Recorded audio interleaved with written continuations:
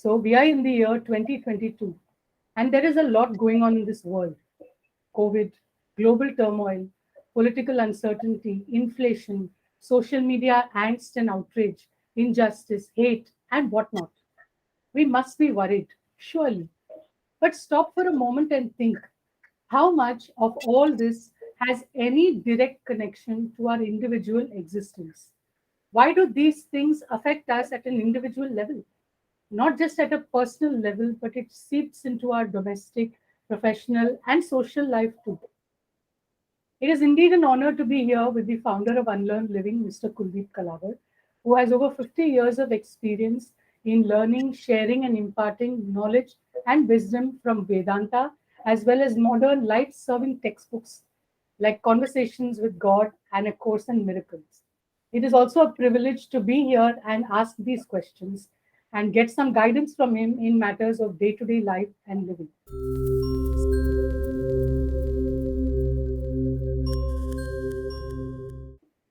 Sir, if someone told you that they are unhappy because the world is bursting at its seams and it bothers them so much that they really wonder what is going to happen to them, despite the fact that they meditate, exercise, they lead a disciplined life, and so on, what would you tell them? Well, when do you think this world has never had problems? If you look at, if you're 30, 40, 50, whatever age you are, look back into your own past.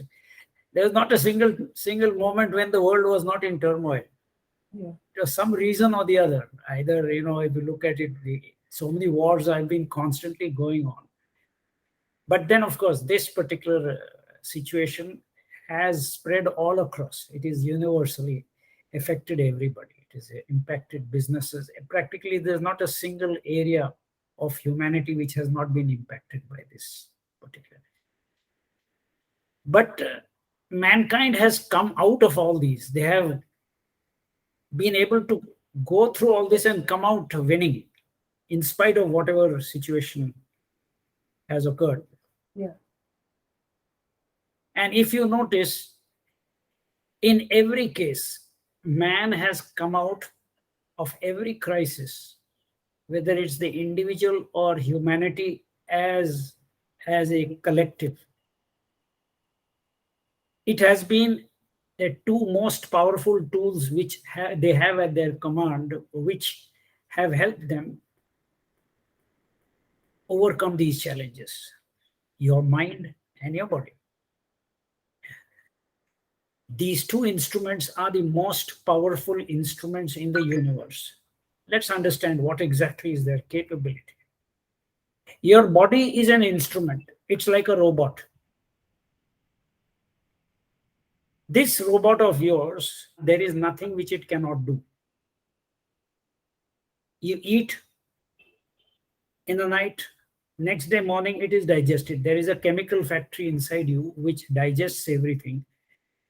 It not only digests, but it splits up into various nutrients which each and every organ of your body needs.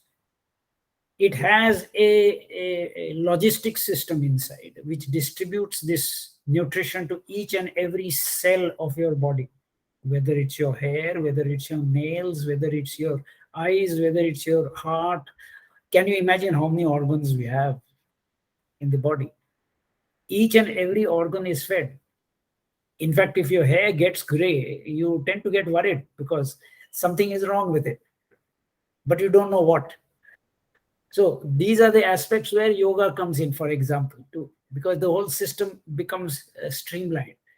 So this body of yours, for example, you think something, it's a thought, it's invisible. You immediately speak it out. Now, the moment you speak it out, that same machine is thinking, it is speaking, it is digesting, it is eating, it is walking, it is talking, it is seeing, it is hearing. In one instrument, you have everything. It's a miraculous instrument. When you cut your finger, automatically it just responds. You have white blood cells rushing to the site to make sure that you're protected. And I mean, it's a marvelous machine. And God has given us this machine free of cost. That is the problem. We don't get a bill at the end of the month. I helped you breathe. I helped you breathe so many times during the month. So, 0.01 cent per second that I've helped you breathe, or something like that. You don't get a bill at the end of the month. So therefore, we take this body for granted.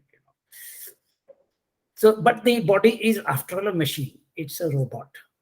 It's like a car. Once you park the car and switch off the engine, that car it cannot do anything. That's all. You need a driver who can switch it on and instruct it what to do. The mind is the driver of this body. The mind is abstract. You cannot see it at all. But everything you have achieved in your life, each and every person, whatever he has achieved, is because he has been using his mind every minute and second of his waking state. If you remember in episode 1, we said there are 4 or 3 states: dreaming, waking, and you think your life is 24 hours. Your life is not 24 hours. Your life is just, the waking state, waking hours, that is 10, 12 hours what you are awake, where your eyes are open. Your mind is working to ensure, even during the other balance hours, that your body is kept working. Because it is the instructions of the mind. The mind is the boss of the body. So this mind is such a miraculous instrument. But people do not realize it is the link between matter and spirit. This body of ours is composed of the elements of the earth, because this body is derived from the elements of the earth. It is pure matter. But the life force behind this body, the battery behind this body, is spirit.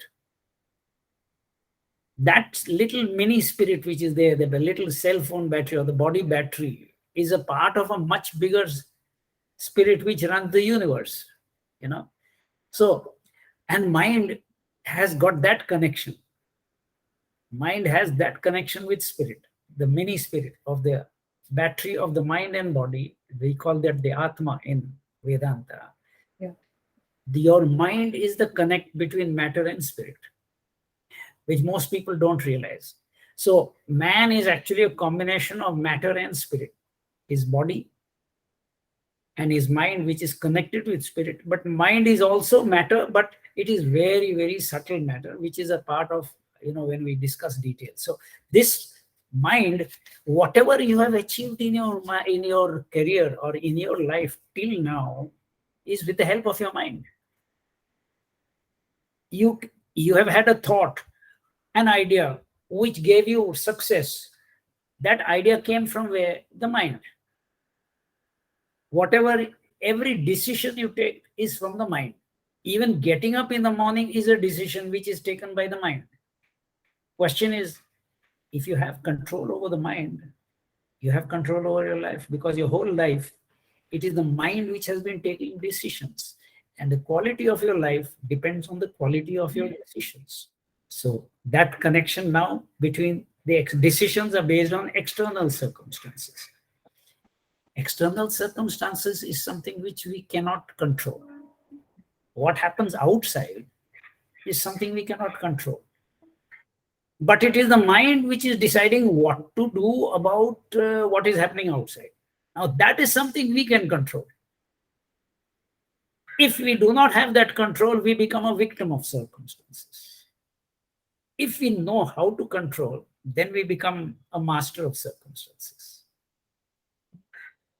We have trained, each person has trained his mind how to handle the external circumstances of his profession. He has not trained his mind how to handle the external circumstances for the rest of his waking and dream and sleep state. He has no idea what to do. So when you do not know what to do, you call it a problem. When you know what to do, you do not call it a problem, you call it a challenge. That's the basic difference. These two tools are the biggest and the most powerful tools in the universe. You have no idea about the magnitude, the scope, the range of I would say literally miracles that you can create. You have been creating miracles. Every idea you had, whichever idea you focused upon and you I would say endeavored in that, you have made it a success. So an invisible idea became a visible product or a visible activity which has given you so much of happiness. So this is basically what these two tools help you achieve in life. How you react to the external circumstances, that what you talked about, is totally dependent on how you look at it or how you perceive it. Perception. So I'm now coming, now we talked about the two tools, their capability. Let's understand what is their capability in handling the external circumstances. See, I'll give you an example. When a batsman walks out onto the pitch, there is nothing he can control outside himself. He cannot decide who's going to bowl, what sort of ball is going to be bowled at him, where the fielder should be placed. He has no choice. Things just happen. Similarly, in the world, things just happen. The question is, what do you want to do about it? How much it impacts you depends on how much you get connected with that event. If you find, for example, if you hear there is a plane crashes, you go through the list of passengers who have been affected, who have, been injured or died in that plane crash. If there is nobody whom you even faintly know, you're not impacted much by that. It's just a news item for you. Yeah. But a person who has somebody with whom he is connected in that plane crash, he is impacted very severely. So the amount of attachment you have to what happens outside determines the turmoil that you have within you. Now, that turmoil within you is within your control. That is within the control of your mind. So if you know how to control your mind, you have control over the outer circumstances. You're not as impacted. So even this normal example that I gave you of a plane crash, if there's nobody connected with you, you're not impacted at all. It's just a news item for you. The moment you're connected, the depth of connection or the intensity of your attachment to that particular individual determines the reaction of your mind.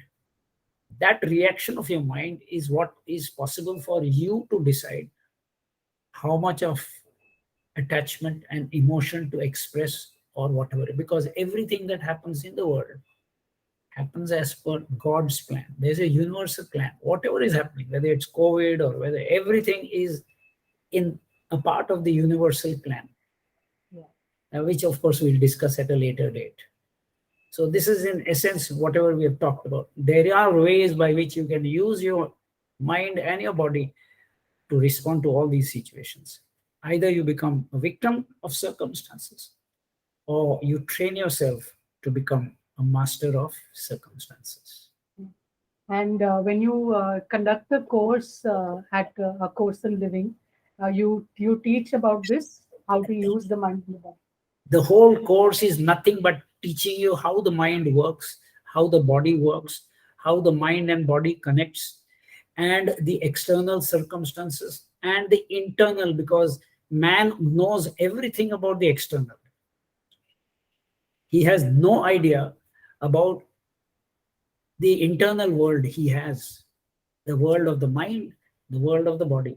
He has very little information, techniques, nothing. Very rarely there are people who know exactly what is happening inside rather than what is happening outside.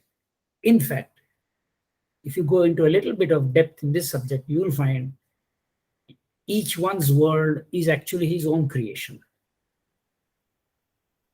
Your world, my world, and each viewer of this video has his own world. There are certain areas which are common. If professionally we are connected, in the professional world, we have a little bit of overlap. So those are the areas where we overlap. So in our professional world, if we are working in the same office, or in the same industry, we have some connect somewhere or the other. But besides that, you'll find each person has his own world. Even at home, the husband and the wife will have their own worlds. They will have something in common, but each one of them are living their own life. Your children are running their own lives. There are certain areas where you are common. And these worlds have been created by you. You are the boss of your world, and you have the full authority to change whatever you want in your world if you're not happy with it. I'll give you an example. For example, in your house, it is you who have selected each and every aspect of your house. The color of the walls, you have decided. Each and every article which you have kept, furniture which you have selected, the decorations which are there within the interior atmosphere, everything is your creation. If anything goes wrong in your world, who can correct it? You yourself. If there's something which you don't like in your home, it is only you who can correct it. Similarly, your world is what you have created. We'll go into that, of course, where, as we say, level 1, level 2, we explain how you created these worlds. Because unconsciously you have created them. We teach you now consciously to understand what is it, where is the mistake that you have made, and how to correct it. So we show you the techniques also. That's exactly what we are doing today. So I hope I've been able to answer a few of your points, which you... Absolutely.